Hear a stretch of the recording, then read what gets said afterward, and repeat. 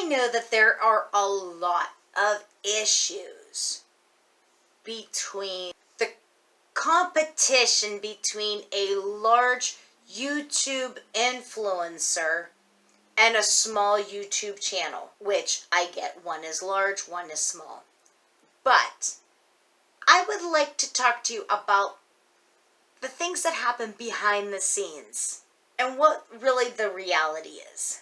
Hi, I'm Susie J. Cobwebs, and this is my writing channel, and I talk about different aspects from starting a brand from scratch. I do writing prompts, I do frugal tips and self-care along the way, I do establishment and restaurant reviews, and you can even see my bird Nika on some of my videos, so I hope you watch them.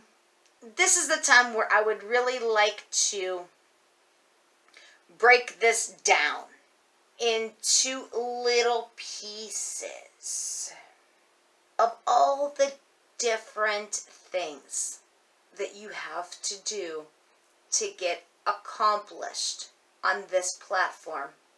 For starters, you also have to have the different emotions that you will have to work on individually with individual videos that you post. Now, I'm only going to tell you what works best for me, and as you may know, there is no magical formula to make sure that your YouTube channel is growing or that it could blow up. But I know I've done all my research. I have conducted and concluded. I would like to tell you a few things that I've came up with during this process. First off, you know that there's such a huge saturation of YouTube channels out there. These YouTube channels have creators that want to become famous, which I get, and this is not something that's going to happen overnight. This hobby or profession that you are doing is not for everyone, nor these people will do it and stick to it. So just be patient with the process. With this particular hobby that I have, this goes in waves throughout the year.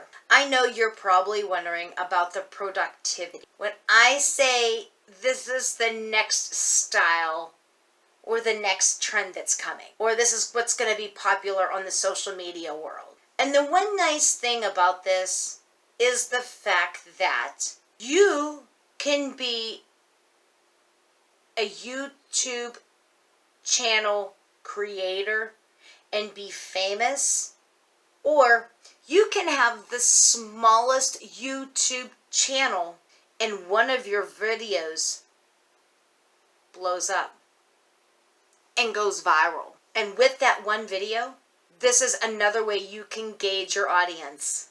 Would they like to watch more? Do you know more about that particular subject? What will work better for you in the future on this particular subject? Are you able to get more videos out of this particular subject so you help other people? And this also may be a good, useful tool for you to gauge your general audience or your target audience. I thought about different ideas for you to consider when you think that it's going to be different when you are a small YouTube channel versus a huge YouTube channel. And upon doing my research, this is what I found. If you have any kind of ideas or suggestions, by all means write them in the comments. I will take them into consideration after this video. Here's a few differences that I found between a huge YouTube channel and a small YouTube channel. Yes, you do have a huge YouTube channel, and yes, they are huge. But look at the bigger picture. This is something that you need to put into consideration. Yes, they have a lot of views and subscribers, but when did they start?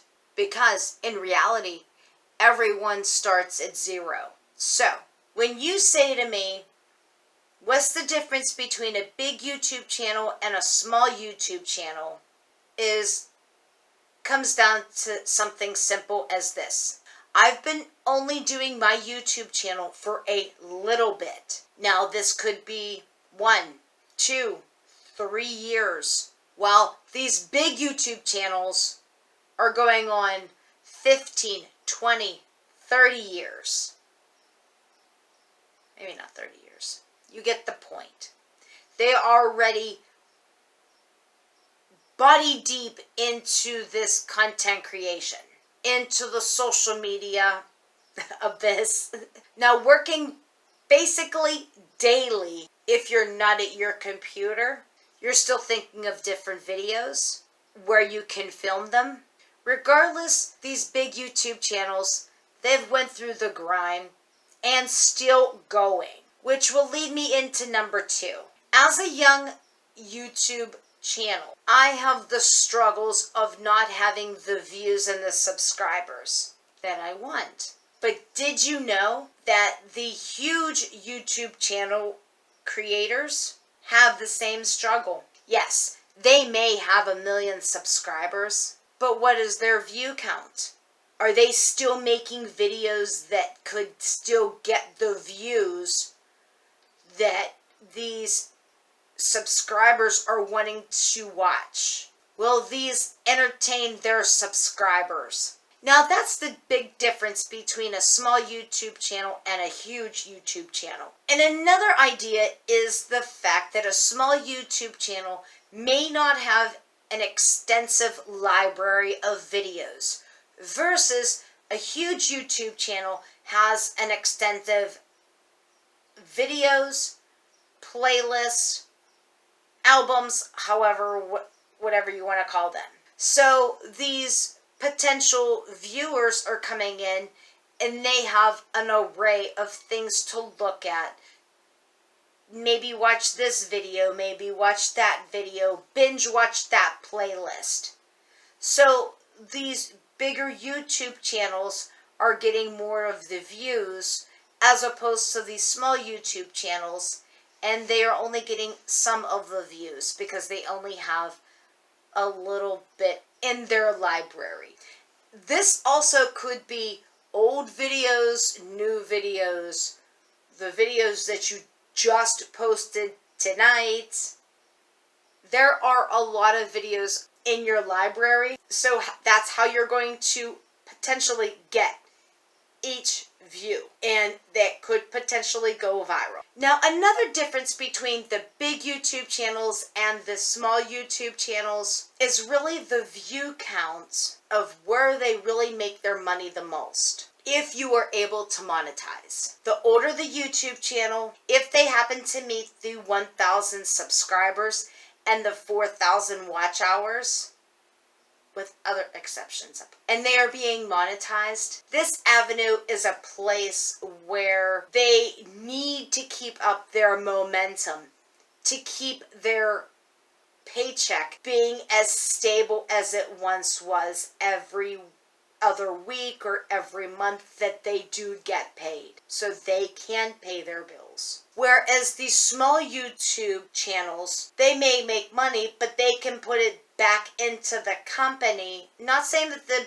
large YouTube channels can't, but they have bigger and larger bills that they have to pay. They can also put money back into their companies. Honestly, this is really harder than you think. But if you take this step by step and not worry about the money aspect, and you are more concerned over learning the fundamentals of social media, that you can see more that this is just a marathon than a sprint. And with this new venture of mine, I self-taught myself by watching YouTube videos. With some of these larger YouTube channels, I only picked out a few that I felt I could learn things off of. I have applied some of the practices that I have found, researched, and applied while keeping my head on straight and working at a full-time job, working on my next novel, and working on different projects besides the social media platforms and this YouTube channel. Basically what it comes down to, even if you have to, take it down to baby steps and you will be able to get through this next obstacle that you are stuck in. One of the things that I've learned is not to be consumed with all the other YouTubers out there. Find a few, follow them, and get rid of the other subscribers, at least now. This is only a temporary thing, so they don't congest your way of thinking, utilizing your time as an online school so you can figure out your next game plans to make your YouTube channel better. So just like, for example, I watched this YouTube channel. I learn from it. I research it. I try to apply it. And then I try to put it in my videos. My next thing is to do more descriptions and titles. So if you have to take it in baby steps, that's okay. Take it as slow as you need, and you will be fine. I know I have to work on descriptions. I know I have to work on titles. I know I have to work on thumbnails. But it takes time to learn each individual step on its own. And the easiest way to think of it, though, is just to think of you are doing your YouTube channel in layers to grow. You may take this into consideration. I know you're not going to see a lot of people watching your YouTube videos whenever you first start, and that does get discouraging, but keep it up. Just keep the bigger picture in focus. Even though you may post a video today, you will see the stats tomorrow and make it better. I don't like to be discouraged when I am trying to do my YouTube channel. Just think of it as a start in the right direction. Last week, you didn't have any views. So don't give up that easy. When you make your next video, if you get noticed, as I stated, when and not if, and there's a big difference, I'm going to work harder on my next video. Keep producing videos, and here is why. Keep producing videos, and let's just say 6 months down the road, you posted that original video that someone seen on Facebook, and you wanted to learn about it, about writer's block, or something like that. You can solve that problem for that viewer. Here's now a few more views. And this is how the videos blow up over time. Get views over time. Who knows that that original video that you posted 24 hours ago was going to totally go viral. I'm not saying that that's going to happen, but that could potentially happen. If not, this just kind of goes into your own library of your YouTube channel or your information resource center. So people can go into your YouTube channel and watch your videos at their leisure. Another thing that I heard that I thought about using in my practices is that add it and forget it. If someone comments on it, then you want to comment back. You want to keep engaged with that person until they're not answering back, whatnot. But that's going to constantly get your videos out to new and more people. Not only is this going to help that particular person that commented to show your personality, this will get your videos out to more people and your video playlist or whatever you were trying to promote. Not to mention, have conversations with people. If you're walking down the street, word of mouth is a great idea. And if they're talking about, hey, how is your book? Hey, how's your stats on Facebook? Hey, how's your stats on your YouTube channel? Make sure that they're a subscriber. Make sure that they know that there are different videos on your channel that they could go check out. Maybe they weren't an author, or maybe they weren't a writer, that they didn't want the writing prompts. However, they liked your bird videos, so you have them that way. That's my channel, by the way. So what it comes down to is this comments and the engagements and everything that happens on your channel. The algorithm sees this, and so they're going to add more and more of your videos out to different and new people, so then you can get more subscribers and more views. And if you are talking to anyone on the street, I wouldn't recommend that, but if you're talking to anyone on the street or the person next door or even your second cousin on your dad's side once removed, and you say, hey, I have a YouTube channel, this is what I talk about, by all means come check me out. and you can get subscribers that way. How could you get subscribers on your YouTube channel so you can be a huge YouTube sensation? Can you comment that down below? If you like these videos and you want to see more of these videos, by all means, hit that like button, hit that subscribe button, hit that post notification button so you can stay on top of all the different things that I post. And till the next time, love you bunches!